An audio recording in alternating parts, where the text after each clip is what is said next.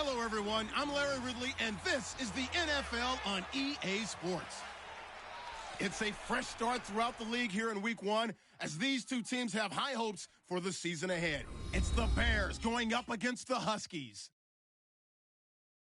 The opening kick of the new season is straight ahead as we turn it over to our broadcast duo of Brandon Gaudin and Charles Davis. Thank you very much, Larry. We are here on a beautiful afternoon for football.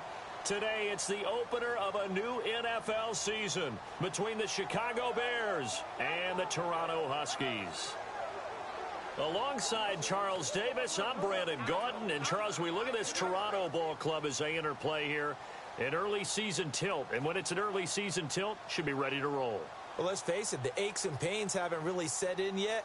And both teams eyeing a really good start to get things going. Meanwhile, for our visitors, the Bears. And I don't think from what we saw down on the field before the game, there's any doubt they're ready to roll. They passed the eye test, don't they? This team looks fired up and ready to play. The kickoff unit is out on the field, and they will send this one away. This is taken at the 3. And a pretty good return here. He'll be stopped just shy of the 25 at the 24-yard line. So here are the Bears now for their opening drive. And they'll be led out by the man running the show, Charles, their quarterback.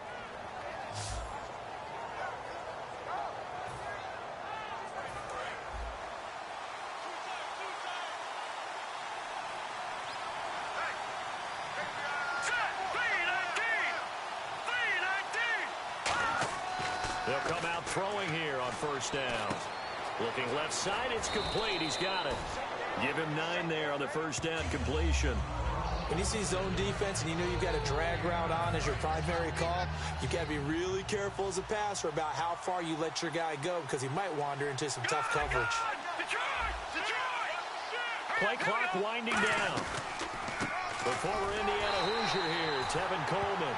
And he'll lose yardage. Brought down at the 32. He lost 2 there, and it's third down. You can almost see the wheels turning for the offensive coordinator there. Edge pressure you want to use against them. Oftentimes when they get into the backfield, they're disrupting things. But if they get there too quickly, you can actually slip the ball to a runner and get past them. That didn't happen on that play, though. Call it a gain of 7, and it gets him a new set of downs. Now the offense lining up 1st and 10. But we're used to seeing the guy that you consider the number 1 receiver double covered. But how about this guy? He's double covered and finds a way to make the play for a first down. That's how you increase your Madden rating, right? No doubt about that at all. And you know something? I think we'll hear about that from him soon. And how about this wide receiving core, Charles? Well, I was at the hotel watching a little film, and you popped your head in and said, these receivers are pretty good from what I can tell. You're exactly right. Can't wait to see them do their thing out on the field. Offense looking to avoid a 3rd and long. It's 2nd and 10. Let's go! Green, 39! Green! From the shotgun, he'll look to throw. And a quick throw here, that's complete. And he'll go down right around the 47 this time. And they'll get 9 there as that sets him up better for 3rd down. So completion on 2nd down, that brings up 3rd. And he's already got 2 catches on the opening drive. They know he's going to be a handful. And sometimes you game plan for that offensively. You want to make sure that guy touches the ball. And sometimes it just happens naturally. And then you change your game plan. When he has the hot hand, you keep going back to him because he's running routes with confidence as the game goes on. Really nice play by the guys on the defensive side of the ball, but for the guys on the offensive line, they're doing a nice job of trying to protect their passer. But when a guy hops in the air and goes airborne to try and knock one away, it's difficult because you can't reach out and grab him. That'll be a holding penalty. So all you're trying to do is make some type of a play on him, make some type of contact to try and get his arms out of the sky. So out comes this offense to take over for the first time. And led out by their veteran quarterback. He's been around a while. They don't celebrate birthdays for him. They just cut him up, see how many rings he's got around the middle. He has been in the league a long time.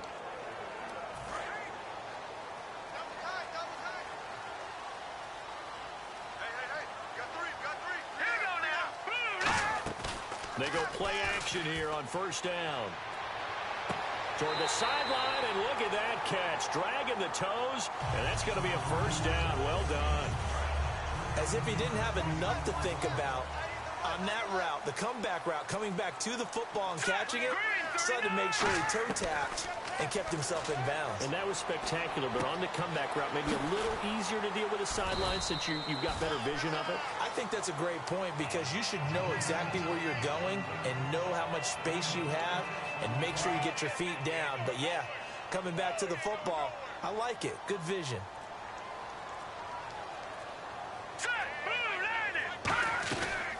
They'll run it now out of the gun. He'll get about 3 as he's brought down right around the 42. And the quarterback, he's got some big threats at wideout. And they seem to get bigger all the time, don't they, Brandon? Every time I look out and watch a game, we're getting these bigger, more athletic, acrobatic receivers. We have some today.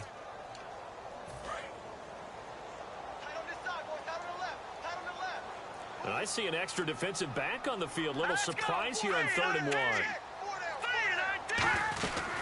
They'll run it now out of the gun. And he's taken down at the 43, but not before picking up the first. He needed a yard. That's what he got, and it's going to earn him a new set of downs. Everyone understood their role on that play. 3rd and 1.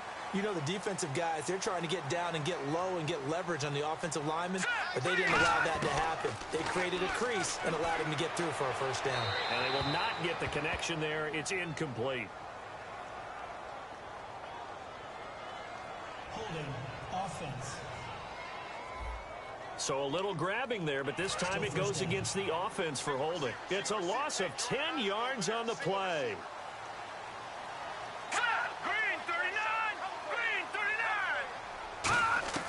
Now they'll throw here out of the gun. Oh, a ball batted in the air, and now it's intercepted. A great read, and it's picked off. And they are going to set up shop at the 32-yard line. Well, there definitely was some juice on that pass. And while tight ends don't always have the same reputation for hands as wide receivers do, in this case, that ball was expected to be caught. The Bears offense now heading back out onto the field, and they'll be looking to avoid what happened last time, which is punting the football. All right, here we go. But when you look at how teams play the game, that complementary football. And he's going to be taken down. Pressure gets there back at the 39-yard line. Well, they were coming out of the 4-3 defensively. Pressure coming off that right side from the DN. And that's the blind side of most quarterbacks. If you're right-handed, that's the side you don't see quite as well. And that's why you rely on your left tackle, maybe your highest-paid offensive lineman, to take care of you. In this situation, that didn't happen. Oh, nearly picked. And maybe lucky there. This guy doesn't drop many defensively. 3rd down. And a look now at the starting defense. Jadeveon Clowney was the #1 pick in the NFL draft, and it was with good reason. An absolute athletic freak. Now he's trying to add consistency to his game. So a 2nd down incompletion now brings up 3rd down.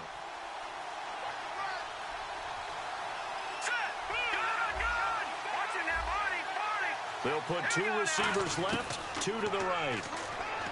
Now on 3rd and long, they'll look to throw. He's going to flip one out here to his running back. That one good for 10 yards. And that's going to bring up a 4th down. Now we've got a field goal coming up here for Chicago. This one from 46 yards out. And this is right down the middle as he puts it through. And it's 3-0. The Bears hit the scoreboard first. So a good kick there, and they finish off the drive with 3. And that should be the goal for an offense. Finish each drive with points. So that's a nice job there to come away with at least something.